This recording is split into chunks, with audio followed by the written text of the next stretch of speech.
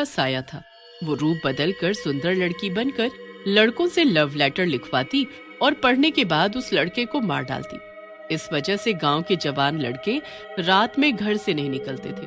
एक दिन संजू, जो कि दिल्ली में रहता था, अपने मामा हिम्मत सिंह को फोन करता है और कहता है, अरे मामा जी, मैं संजू बोल रहा हूँ। दिल्ली से मैं गांव घूमने आना चाहता हूँ।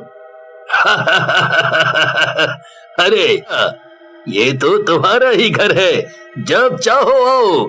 भला ये भी कोई पूछने की बात है? जब चाहे मन करे आ जाना। ऐसा कहकर हिम्मत फोन काट देता है। तभी वहाँ उसकी पत्नी दुलारी आती है और बोलती है, अजी तुम्हारा दिमाग खराब है क्या? बेचारे को अभी बुला रहे हो? जानते नहीं बाहर कितना खराब माहौल है। चुड़ैल गांव के जवान लड़कों को मारे डाल रही है। दुलारी की बात सुनकर हिम्मत सिंह भी घबरा जाता है और संजू को ना आने के लिए बोलने के लिए फोन मिलाता है, लेकिन संजू का फोन नहीं मिलता। अब क्या करूं? भांजे को तो फोन ही नहीं मिल रहा। दुलारी कह तो सही रही है, पर अब क्या कर सकते हैं? आने दो संजू को, मैं उसे समझा दूंगा चौकन्ना रहने के लिए। उधर संजू भी प्रेमनगर जाने वाली बस में बैठ जाता है। प्रेमनगर की बस में बैठी सारी सवारियां डरी और चुप होती हैं। रास्ते में बस का टायर पंचर हो जाता है। सारी सवारियां बस से उतरकर पास वाले ढाबे में चली जाती हैं। संजू बस के ड्राइवर के पास जाता है और पूछता है, अरे भाई, बस ठीक होने में कितना टाइम लगेगा? मुझे रात होने से पहले प्रेमनगर पहुंचना है। भैया, अब जो समय लगना है वो तो लगना ही है। वैसे भी प्रेमनगर में कोई बस रात में नहीं जाती। अगर ज्यादा लेट हो जाएंगे तो इसी ढाबे पर ही रात गुजारनी पड़ेगी। ऐसा कहकर ड्राइवर बस का टायर बदलने में लग जाता है और संजू भी ढाबे के अंदर बैठ जाता है। काफी देर हो जाने पर संजू वापस बस वाले के पास पहुंचता है और पूछता है, भैया अब कितना टाइम लगेगा? तुमने तो बोर ही कर दिया। इतनी देर में तो पैदल ही पहुंच जाता मैं प्रेमनगर। भैया देखो, अब आज तो ये बस चलने से रही, क्योंकि थोड़ी देर में रात हो जाएगी और तुम्हें जल्दी जाना है, तो जैसे आप कह रहे हो वैसे ही चले जाओ। 11 नंबर की बस पकड़कर।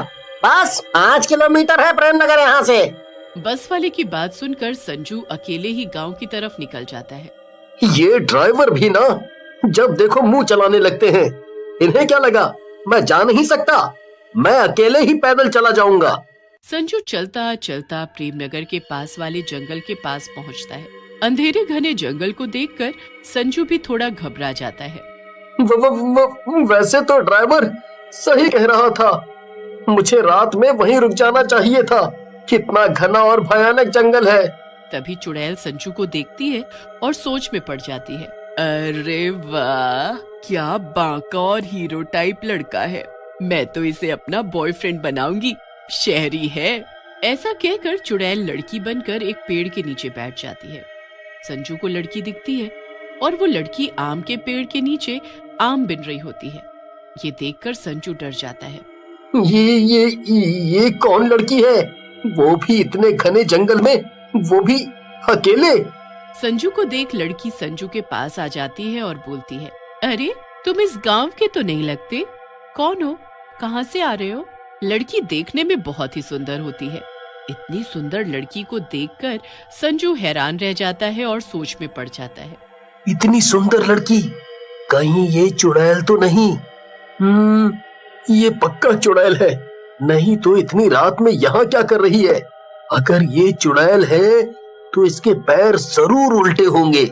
संजू लड़की के पैरों की तरफ देखता है, लेकिन लड़की के पैर सीधे होते हैं।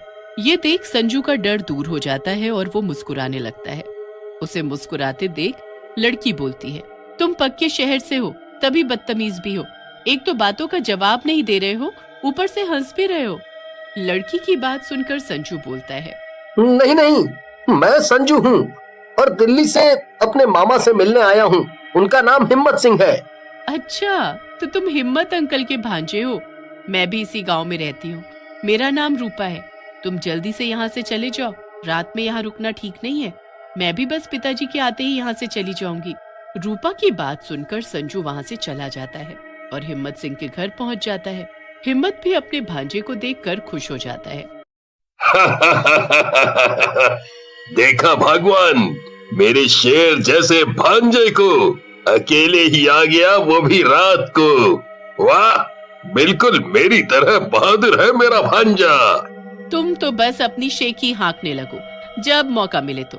अरे इतनी दूर से आया है बेचारा, पहले उसे खाने तो दो कुछ। फिर संजू रोटी खाकर सो जाता है और अगले दिन रूपा की तलाश में गांव में घूमने निकलता है। रूपा उसे एक घर के बाहर खड़ी दिखती है। संजू उसके पास जाता है और बोलता है, अरे तुम तो बहुत सुंदर हो यार, रात से भी ज्यादा। संजू की बात सुनकर रूपा हंसने लगती है और बोलती है, अच्छा मैं इतनी सुंदर हूँ तो कल मेरे बारे में कुछ अच्छा सा लिख कर लाओ, मैं कल तुम्हें उसी बाग में मिलूंगी। ऐसा कहकर रूपा वहाँ से चली जाती है। संजू भी घर पर आकर पन्नों में रूपा के लिए कुछ लिखने लगता है। फिर संजू रूपा के लिए एक लव लेटर लिखकर ले जाता है और रूपा को दिखाता है। अरे वाह शहरी बाबू, तुम तो बहुत रोमांटिक हो, मजा आ गया लव लेटर पढ़कर। रूपा की बात सुनकर संजू भी खुश हो जाता है और बोलता है, चलो मेरी मेहनत सफल हो गई। पता है इस लेटर के चक्कर में मैं रात भर नहीं सोया। अब तुम कल लिख कर लाओ मेरे लिए। फिर संजू और रूपा वहाँ से चले जाते हैं और अगली सुबह रूपा भी संजू के लिए लेटर लिखकर लाती है और संजू को पढ़ने के लिए देती है। संजू लव लेटर पढ़ने लगता है। अरे तुमने लेटर लिखा है या मीट की दुकान का मेन्यू? ये क्या है? तेरी गर्दन हो मेरी तलवार, काट कर तेरा गला खून पीऊं मैं लाल। ये कौन लिखता है?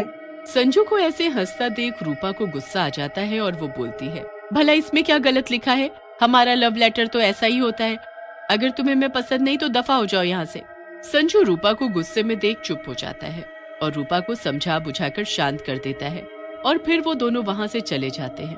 संजू को खुश देख हिम्मत सिंह संजू से पूछता है, क्या बात है भांजे, बहुत खुश नजर आ रहे हो, कहीं कोई लड़की का मामला तो नहीं?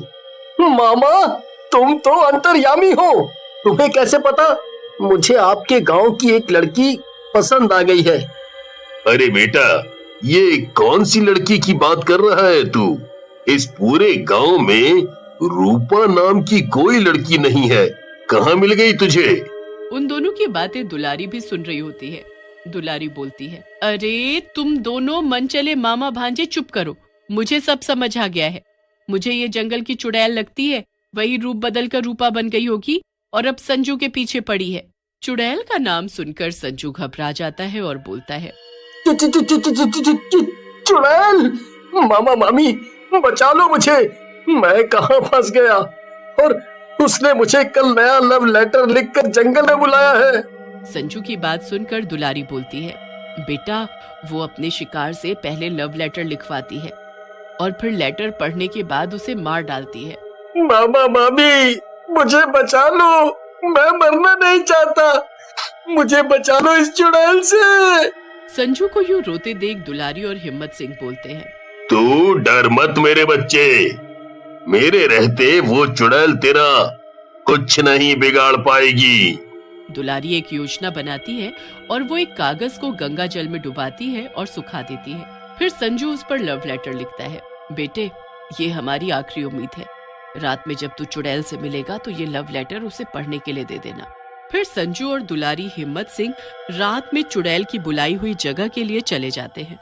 दुलारी और हिम्मत सिंह संजू से थोड़ा पीछे होकर छुप जाते हैं। वहाँ चुड़ैल रूपा के रूप में आती है। अरे वाह मेरे प्रियतम, आज तो तुम मेरे से पहले आ गए। लाओ मेरा लव लेटर, जरा पढ़कर मैं भी तो देखूं क्या लिखा है आज तुमने। जैसे ही वो लेटर पढ़ती है वो चुड़ैल बन जाती है। अरे दुष्ट, इस लव लेटर में क्या जादू कर रखा है तूने, मुझे जलन हो रही है। तभी दुलारी बाहर आ जाती है और कहती है, चुड़ैल जी अब आपके रोमांटिक होने के दिन गए, अब आप इस दुनिया से जाने की तैयारी करो। ये आपका आखिरी प्रेम पत्र है, इसमें पवित्र गंगा जल लगा है, आप थोड़ी ही देर में जल जाओगी।